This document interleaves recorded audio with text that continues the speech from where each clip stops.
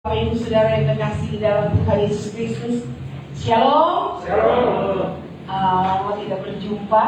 Pas berjumpa suasananya lain ya. Suasananya lain, tapi kita bersyukur Tuhan baik. Amin. Tuhan itu selalu baik. Tidak ada yang kebetulan dalam hidup ini. Kalau Tuhan sudah melakukan sesuatu, Tuhan tahu ujungnya mau kemana. Cuma manusia yang nggak ngerti. Tapi kita sebagai anak-anak Tuhan, kita bersyukur pagi hari ini. Kita boleh sehat, kita boleh kuat, boleh berjumpa lagi untuk beribadah, memuji Tuhan. Maka pada pagi hari ini kita boleh mendengar firman Tuhan. Amin. Maka saudara, pagi hari kita mulai membaca firman Tuhan. Saudara sudah menerima warta jemaat. Dan saya percaya ketika saudara sudah menerima firman baca warta ini, saudara akan lihat, wow, pembacaannya panjang sekali. Ada yang hilang nih ya. Dari Keluaran pasal 1 sebenarnya ya. Keluaran pasal 1 sampai Keluaran pasal 2. Ya, ada yang hilang. Mungkin saya yang ngirim ke Nelly-nya kurang ya. Tapi hari ini saya mau bawa firman Tuhan dari Keluaran pasal 1 sampai Keluaran pasal 2. Mengingat waktu nanti Bapak Ibu saudara-saudara terkasih di dalam Tuhan, kita baca nanti di rumah. Boleh begitu? Ya, karena ini 2 pasal yang begitu sangat panjang. Tapi saya ingin cerita kepada saudara, saya ingin meringkas ceritanya saudara tentang firman Tuhan yang akan saya renungkan pada pagi hari ini. Saudara yang terkasih di dalam Tuhan Yesus Kristus, firman Tuhan pada pagi hari ini saya ingin bicara tentang masa-masa sulit yang dialami, yang dihadapi, yang dialami oleh bangsa Israel dan Musa pada waktu mereka berada di Mesir. Nah saudara, kalau saudara baca firman Tuhan dalam Keluaran pasalnya yang pertama dikatakan begini, ketika Yusuf sudah mati, kata firman Tuhan, muncullah seorang raja yang tidak mengenal Yusuf. Nah saudara tahu ketika Yusuf ada di tanah Mesir, bangsa Israel pada waktu keluarganya mengalami masa yang sulit. Saudara lihat ceritanya ya, ketika kakak beradiknya, saudara-saudaranya datang ke Mesir untuk membeli gandum, karena mereka mengalami kelaparan yang sangat luar biasa. Kemudian kata firman Tuhan, waktu itu Yusuf sudah menjadi seorang penguasa yang begitu hebat di tanah Mesir. Kemudian datanglah keluarganya ketika Yusuf sudah memperkenalkan dirinya kepada keluarganya, bahkan kepada Firaun sudah diceritakan asal mula cerita semuanya. Kata firman Tuhan, Firaun bilang begini, oke, Yusuf, kamu ambil seluruh keluarga kamu ajak ayah kamu untuk tinggal di tanah Mesir. Pilih tanah yang terbaik, kamu boleh tinggal di sana. Dan saudara tahu dalam sejarah bahwa tanah yang terbaik yang diberikan adalah tanah Goshen. Mereka bisa bercocok tanam di sana, mereka bisa menghasilkan segala sesuatu di sana. Dan saudara tahu ketika Yusuf masih hidup, semua yang diperlukan, semua yang dibutuhkan oleh seluruh anggota keluarganya itu dijamin oleh siapa? Oleh Yusuf. Tapi ketika firman Tuhan dalam Keluaran pasal 1 ini diceritakan bagaimana ketika Yusuf sudah mati, musimnya berganti, keadaannya berganti, suasananya berubah. Kata firman Tuhan, ketika orang yang menggantikan Yusuf ini adalah seorang raja yang tidak kenal dengan Yusuf, apa yang dilakukannya saudara? Raja itu melihat bahwa bangsa Israel ini bertumbuh begitu banyak, makin lama makin banyak. Bahkan dia berkata begini, bangsa ini dia jumlahnya jauh lebih banyak daripada kita bangsa Mesir. Kita takut nanti pada satu saat mereka akan bersekutu dengan lawan, dan mereka akan melawan kita, dan mereka akan mengalahkan kita ya. Raja itu melihat begitu berkembangnya bangsa Israel pada waktu itu. Dan saudara baca dalam firman Tuhan apa yang dilakukan oleh raja itu. Mari buka Keluaran pasal 1 ayatnya yang ke-8 sampai ayatnya yang ke-14. Saudara baca, saudara perhatikan. Nah, saudara yang terkasih di dalam Tuhan Yesus Kristus, apa yang dilakukan oleh raja itu? Raja itu berkata begini, baiklah, marilah kita bertindak bijaksana terhadap mereka, supaya mereka jangan bersekutu dengan musuh kita dan memerangi kita lalu pergi dari negeri ini. Kemudian kata firman Tuhan ayat 11, kemudian saudara, raja itu mengangkat pengawas-pengawas rodi. Pengawas-pengawas rodi ini mandor ya. Raja ini mengangkat mandor-mandor untuk mengawasi seluruh bangsa Israel pada waktu itu. Dan apa yang dilakukannya? Apa yang mandor-mandor dilakukan kepada bangsa Israel pada waktu itu? Saudara baca, saudara sudah punya warta jemaat. Nah, apa yang dialami bangsa Israel pada waktu itu? Dalam Keluaran 2 ayat 11 dan 13, saudara bisa lihat apa yang dialami bangsa Mesir itu. Para mandor-mandor itu, kata firman Tuhan, menindas bangsa Israel. Mereka menindas bangsa Israel. Mereka memberikan pekerjaan yang sangat berat. Ya, mereka melakukan penindasan secara fisik, saudara. Mereka memerintah dengan sesuka-sukanya. Kalau saudara baca, mereka membangun sebuah tempat pembekalan. Ya, Pitom dan Ramses itu tempat yang sangat besar. Mereka harus bangun. Bahkan mereka disuruh mengerjakan batu bata yang sangat banyak, yang sangat besar. Pekerjaan yang tidak pernah dilakukan oleh bangsa Israel. Tetapi pada waktu itu, kata firman Tuhan, mereka diperintahkan untuk melakukan itu. Bahkan saudara, ketika mereka sudah ditindas sedemikian rupa, kata firman Tuhan, mereka makin berkembang, mereka makin banyak. Kemudian raja bilang begini, oke, ternyata kerja berat, ditindas, dihina, dilakukan sesuatu yang sangat keras, ternyata sepertinya tidak berhasil. Bagaimana caranya supaya jumlah mereka berkurang? Kata firman Tuhan yang dilakukan oleh raja, dia mengeluarkan perintah untuk apa? Membunuh anak-anak atau bayi yang baru lahir yang berjenis kelamin laki-laki. Dia perintahkan kepada bidan-bidan begini, nanti kalau pada waktu yang lahir itu adalah anak laki-laki, bayi laki-laki, kamu langsung bunuh. Ketika dia lahir kamu harus bunuh. Kenapa? Karena nanti kalau tidak bunuh, kekuatan mereka akan makin besar, jumlah mereka akan makin bertambah yang bangsa Israel. Tetapi kata firman Tuhan apa, saudara? Bidan-bidannya bilang begini, ya raja, perempuan-perempuan Ibrani itu dia beda dengan perempuan-perempuan Mesir. Kata bidannya, saya belum sampai, kami belum datang, bayinya sudah lahir. Akhirnya apa yang dikatakan? Kata firman Tuhan, oke? Sekarang raja mengeluarkan satu maklumat. Kalau bayinya sudah lahir, apa yang dilakukan? Disuruh apa? Disuruh buang, disuruh lempar kemana? Ke sungai Nil, kata firman Tuhan.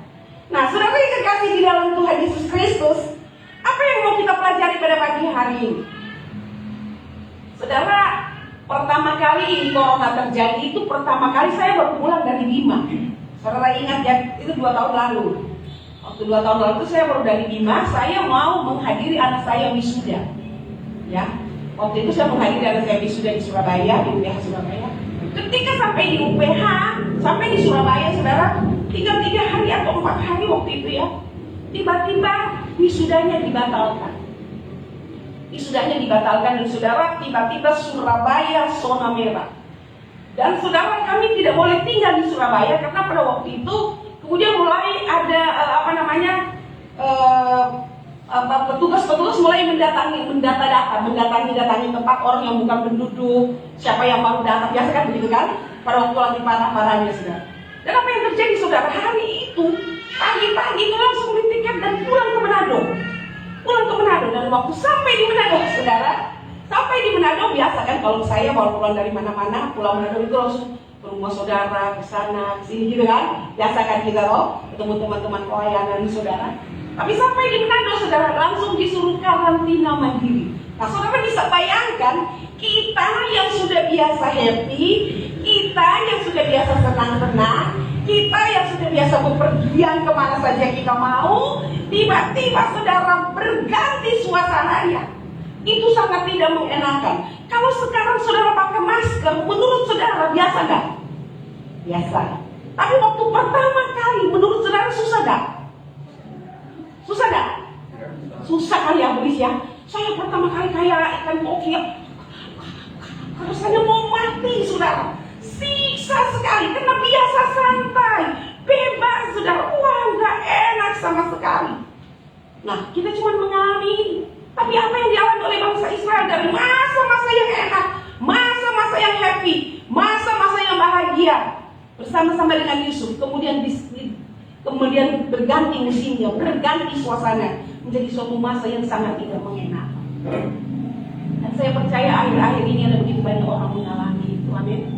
Ada begitu banyak orang karena suasananya berubah, keadaannya berubah, lingkungan kerjanya berubah, ibadahnya dipersingkat, kerjanya dipersingkat, ada PHK di mana-mana, saudara.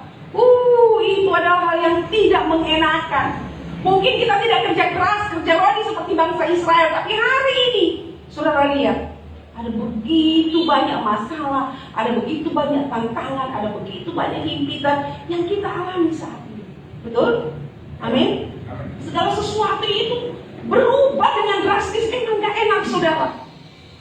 Apalagi saudara yang punya usaha sama sini, bisa pergi, bisa apa. Saudara, di Manado itu ada satu mall, ada satu, kalau matahari mulai berkurang, saudara, mulai ditutup-tutup, ada yang mulai ditutup-tutup. Di Manado itu ada satu, di mall kami itu ada tempat penjualan itu, dia terkenal besar sekali, saudara, dan itu ditutup, saudara. Saudara bisa bayangkan itu PHK itu. Sedih benar, saudara. Sedih benar, saudara. Karyawan-karyawannya itu mau nangis, gak bisa nangis, gak tahu mau bagaimana, saudara. Ini keadaan membuat ada begitu banyak perubahan, tekanan demi tekanan. Dan puji Tuhan kita sebagai anak Tuhan, amin. Sampai hari ini kita kuat, jangan pernah menyerah, amin. Jangan pernah menyerah, saudara. Jangan pernah menyerah, jangan pernah putus asa. Saudara yang dikasih di dalam Tuhan Yesus Kristus, saudara perhatikan, saudara, ketika kita berada dalam suasana begini, saudara, saya beberapa kali mengkonseling ada beberapa keluarga yang saya konseling, saudara. Justru saudara, ketika corona ini dulu yang gak pernah berantem, sekarang hari-hari berantem. Saudara percaya gak? Saudara percaya gak? Yang dulu gak pernah berantem, sekarang sampai hari-hari berantem. Kenapa? Karena biasanya begini, saudara. Kesibukan itu pagi-pagi sudah kerja, pulang nanti malam, bener gak? Pulang nanti malam tinggal tidur, mandi, beres-beres, tidur dan istirahat. Jadi waktu untuk komunikasi, gesekan dengan istri, gesekan dengan suami, gesekan dengan anak itu begitu kecil.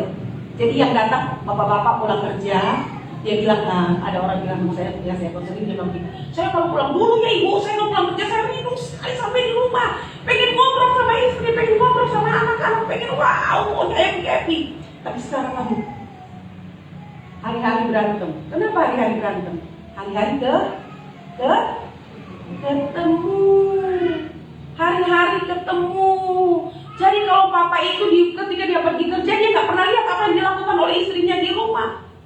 Dia nggak pernah lihat oleh istrinya sebentar, anaknya salah sebentar, mulutnya itu lah. Ibu-ibu kan itu kelebihan kan, toh? Nah, papa itu nggak biasa begitu. Dia biasa di kantor, dia kerja dengan tenang, dia menulis dengan tenang, ya. Yang berkorban di kantor, dia menulis dengan tenang, tidak ada yang mengganggu, tidak ada yang jejeritan di situ, dia bisa konsentrasi. Nah, ketika corona ini terjadi, apa yang terjadi, saudara? Hari-hari dia dengar istrinya jejeritin anaknya, hari-hari dia dengar istrinya ngomelin anaknya, hari-hari dia dengar istrinya ngomelin orang kerjanya, karyawannya. Apa yang terjadi, saudara? Justru gesekan itu semakin besar. Nah, kita sebagai anak-anak Tuhan, saudara, apa yang sedang kita alami saat ini, jangan sampai itu mempengaruhi hidup kita. Amin. Amin. Tidak ada orang yang suka dengan keadaan ini. Tidak ada orang yang setuju dengan keadaan ini. Tapi kita sebagai anak-anak Tuhan, sekalipun kita dalam himpitan, sekalipun mungkin usaha kita agak menurun, jangan pernah menyerah. Amin. Jangan pernah berputus asa. Jangan pernah mundur di dalam Tuhan. Tetap maju di dalam Tuhan. Sekalipun keadaan-keadaan ini yang tidak mengenakan, saudara, tapi mari kita tetap kuat di dalam Tuhan. Amin. Bergandengan tangan suami istri, bergandengan tangan dalam satu keluarga, bangun mesbah. Kalau dulu saudara perhatikan, kalau dulu saudara mau doa sama-sama susah, nggak, benar nggak? Kalau orang pastori sudah biasa. Tapi saudara yang bekerja mau doa sama-sama susah, benar nggak? Ya toh? Ada yang ada di tempat kerja, ada yang ada kemana berangkat. Sekarang kan susah. Sekarang lebih banyak di rumah. Justru sebenarnya bulan-bulan ini, tahun-tahun ini adalah bagaimana Tuhan sedang memulihkan keluarga. Amin. Apa yang dulu pernah hilang, yang saudara sibuk sana sibuk sini, Sekarang kumpul dalam satu keluarga. Mari saudara, kita mulai bangun lagi kembali hubungan dengan Tuhan. Amin. Bangun mesbah dengan Tuhan. Nah, saudara yang dikasih di dalam Tuhan Yesus Kristus, apa yang terjadi dengan bangsa Israel? Bangsa Israel mengalami penindasan sangat luar biasa.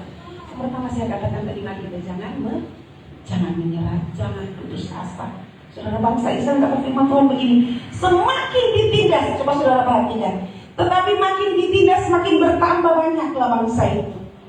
Nah, saudara yang dikasih di dalam Tuhan, kata ditindas itu nggak enak, benar nggak? Aduh, saya suka bingung lagi. Kata ditindas itu nggak enak. Ditindas itu berarti ada sesuatu yang berat di atas, menindih. Nah, itu nggak enak itu. Itu yang dialami oleh bangsa Israel. Nah, saudara yang dikasih di dalam Tuhan Yesus Kristus, saya ingin mengajak saudara belajar tentang satu pohon, namanya pohon korma. Saudara tahu pohon korma? Itu pohon korma itu adalah pohon yang sangat hebat. Kenapa? Pohon korma ini adalah pohon yang sangat kuat. Dia bisa bertumbuh di padang gurun, saudara. Sekalipun ada badai begitu hebat, begitu luar biasa, dia tetap berdiri dengan kokoh. Nah, saudara, kenapa dia bisa begitu? Kenapa pohon korma itu bisa kokoh? Mungkin saudara pernah dengar, tapi saya ingin cerita lagi. Nah, saudara, kalau saudara melihat, mempelajari bagaimana caranya menanam biji pohon korma itu bukan hal yang mudah. Biji pohon korma itu ditanam, harus digali tanahnya 2-3 meter. 2-3 meter. Saudara bisa bayangkan, saya aja tingginya ini cuma 155. Berarti kurang dalam. 2-3 meter. Ini berapa meter? Ini Pak Tina? Mungkin segini kali ya. Ini 3 ya segini. Bisa bayangkan dari dasar, dari atas cuma mau tanam bijinya aja 2-3 meter. Dan saudara, ketika biji itu sudah ada di dalam tanah, sudah ada di dalam tanah, apa yang dilakukan? Di atasnya itu ditutup di padang gurun, ditutup pasirnya, kemudian di atasnya ditaruh batu-batuan. Ya. Ditutup dengan batu-batu, sudah ditaruh pasirnya, ketutup bolongnya, ditaruh batu yang sangat banyak. Nah, dan saudara yang kekasih, yang hebatnya dari pohon korma ini, dia kalau bertumbuh tidak seperti pohon yang lain.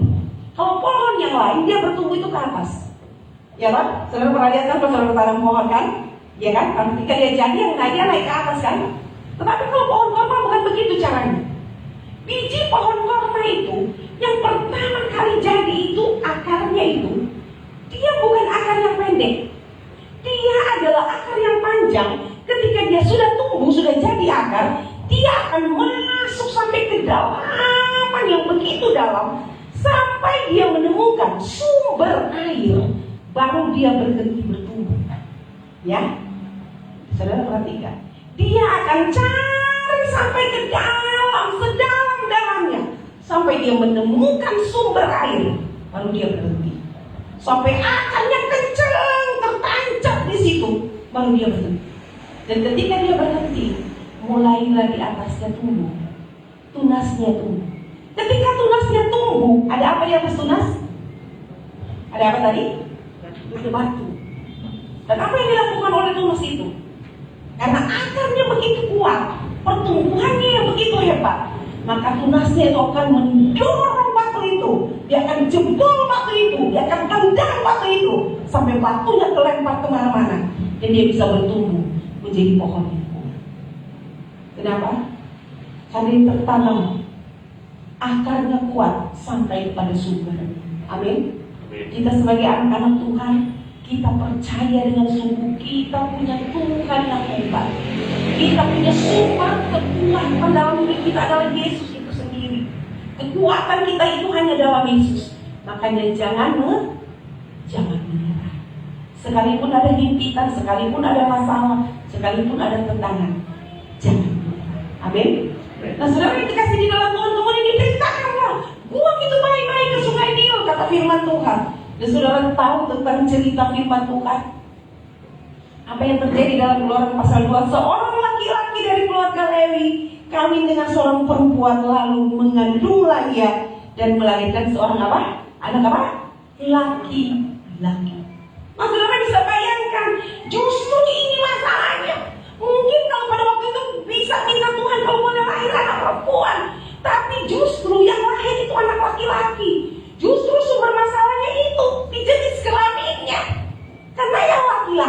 harus dibuang, dilemparkan ke sungai Nil. Dan saudara baca ceritanya bagaimana Tuhan memelihara Musa. Ketika Musa dibuang ke sungai Nil, ternyata di situ tiba-tiba datanglah putri Firaun untuk mandi di situ.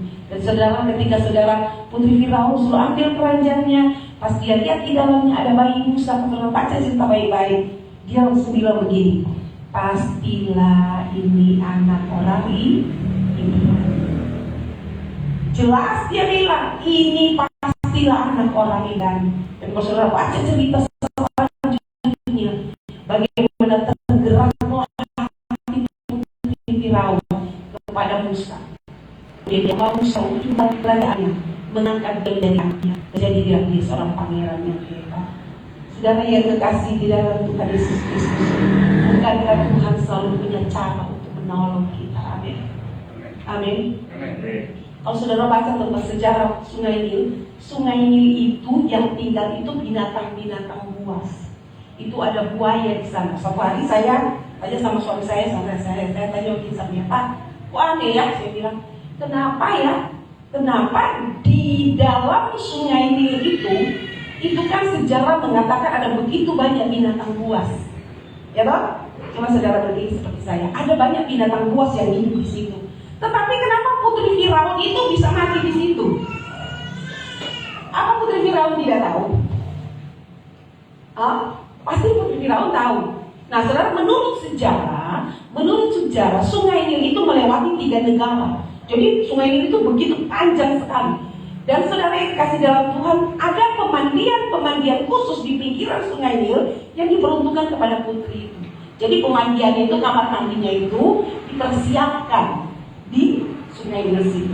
Nah, saudara yang kasih dalam Tuhan, ketika saya berpikir begitu, saya pikir begini, Tuhan itu hebat luar biasa. Kenapa luar biasa? Sebelum Musa lahir, putri Firaun itu sudah biasa mandi di Sungai Nil, benar tak? Benar tak, saudara? Dia sudah terbiasa mandi di situ. Dan saudara, bayi Musa itu dihanyutkan di situ. Selalu tidak ada kebetulan dalam hidup ini. Tuhan selalu punya cara untuk menolong. Tapi bagaimana cara Tuhan menolong Musa? Musa harus sanggup turun di Sungai Nil itu. Amin. Kalau ada masalah, ada persoalan, jangan pernah lari dari persoalan. Amin. Saudara harus bertarung dengan persoalan itu. Saudara harus berani menghadapi persoalan itu. Kalau saudara punya masalah dengan seseorang, saudara jangan pendam. Saudara tanya orang itu, bicara baik-baik dengan orang itu. Minta maaf. Ini bukan masalah benar atau salah, tapi masalah respon saudara. Amin. Hadapi. Kalau saudara sebagai sepasang suami istri punya masalah, jangan diam-diaman. Sehari tidak bicara, 2 hari tidak bicara. Bicara baik-baik, hadapi. Ngobrol, diskusi dengan benar. Biar tahu masalahnya. Amin. Sekarang saudara orang sensitif sekarang. Apa-apa tersinggung, apa-apa sakit hati. Kenapa? Keadaan memang saudara. Orang serba sensitif. Orang serba sensitif sekarang saudara. Karena keadaan saudara. Apa-apa marah. Kalau ada masalah mari kita selesaikan bersama. Amin. Panggil berhadapan-hadapan, cerita baik-baik. Kalau saudara tidak suka dengan seseorang, saudara boleh datang kepadanya, tanya kenapa sih? Saudara, ada satu anak Tuhan cerita begini, lucu saudara. Ada seseorang datang kepada dia bilang begini, saya boleh bicara dengan kamu. Ini saya dengar dia bersaksi. Dia bilang begini, saya heran ya, kok kenapa saya tidak suka sama kamu? Amin gak saudara? Dia bilang sama orang itu, kenapa kalau saya tidak suka sama kamu? Terus ini orang ini dengan polos dia bilang, apa sifat saya yang membuat kamu tidak suka dengan saya? Perkataan saya, enggak sih, dia bilang, tapi saya kok tidak suka dengan kamu. Kemudian orang itu bilang begini, oke deh, karena ini yang dia tidak suka gitu, dia bilang oke, karena kamu tidak suka dengan saya benar-benar minta maaf. Sekalipun saya tidak mengerti kenapa kamu tidak suka dengan saya, tapi saya benar-benar minta maaf membuat kamu tidak suka dengan saya. Kemudian saudara anak muda itu pulang, dia berpikir begini, ternyata sebenarnya yang bermasalah bukan ibu itu, yang bermasalah saya sendiri. Tapi selama dia tidak bicara dengan ibu itu, dia tidak mengerti di mana letak kesalahan. Amin. Tuhan selalu punya cara untuk menolong saudara. Tapi saudara harus bisa menghadapi persoalan yang Tuhan izinkan terjadi dalam hidup saudara. Amin. Kalau hari ini saudara, Tuhan ini pekerjaan sulit sekali, tidak bisa sama sekali. Secara manusia tidak bisa. Saudara harus berusaha. Saudara harus ada di situ. Keadaan Tuhan ini keadaan sudah gak enak sama sekali Tuhan. Jangan melarikan diri. Tetap ada di situ. Siap menerima resikonya apapun yang terjadi, siap terima. Karena saudara percaya bahwa Tuhan selalu punya cara untuk menolong kami. Saya selalu bilang, kalau Musa tidak dihanyutkan di sungai Nil, tidak pernah ada seorang pemimpin Israel yang hebat sampai hari ini. Tidak ada sejarah mencatat bahwa Musa adalah orang yang hebat, yang bisa berbicara muka dengan Tuhan, kalau dia tidak dihanyutkan dari sungai Nil. Amin. Amin. Tidak ada saudara dan saya sampai hari ini, kalau kita tidak melewati begitu banyak pergumulan hidup yang kita hadapi. Amin. Oh saudara dan saya ada hari ini, bukankah kita sudah melewati masa-masa yang sulit? Sakit penyakit yang Tuhan izinkan terjadi dalam hidup kita, masalah tekanan ekonomi yang Tuhan izinkan terjadi dalam hidup kita, bukankah kita sudah melewatinya? Amin. Dan sampai hari ini bukankah Tuhan tetap menolong kita? Amin. Tuhan selalu punya cara. Sampai saudara kamu, oh Tuhan, terima kasih. Saya tidak mengerti, tapi ketika saya ada di dalam hal itu, saya mengerti. Engkau pasti menolong saya. Amin. Sampai hari ini saudara punya masalah apa? Saudara punya pergumulan apa? Jangan lari. Amin. Jangan melarikan diri dari persoalan. Hadapi. Andalkan Tuhan. Libatkan Tuhan. Bekerja sama dengan Tuhan. Tidak ada yang kebetulan dalam hidup. Tuhan pasti menolong saya dan saudara. Amin. Tetap kuat di dalam Tuhan. Harus saudara kita tetap kuat di dalam Tuhan. Hari-hari ini saudara saya berpikir begini saudara. Dulu orang suruh baca Alkitab susah ya. Dulu orang suruh beribadah susah ya. Sekarang ibadah 1 jam orang rindu, benar tak? Hah? Ya saudara biasa ibadah 2 jam. Ya toh? Habis ibadah boleh ngobrol, boleh fellowship. Sekarang udah susah ya. Iya kan? Tapi hari-hari ini saudara memang Tuhan izinkan terjadi. Jangan mundur. Amin. Jangan menyerah. Tetap libatkan Tuhan. Mari kita berlomba-lomba. Kata firman Tuhan, nanti satu saat lah ada orang begitu banyak orang ingin mendengarkan Injil, mendengarkan firman Tuhan. Tidak ada kesempatan lagi. Tapi hari ini biar cuma 1 jam, pergunakan dengan sebaik-baiknya. Amin. Saya percaya jemaat semakin kuat di dalam Tuhan. Kita tetap bertahan di dalam Tuhan. Kita tetap berlomba-lomba di dalam pengenalan kita akan Tuhan. Sebab apa yang Tuhan buat itu tidak ada kebetulan. Tuhan selalu punya rancangan dan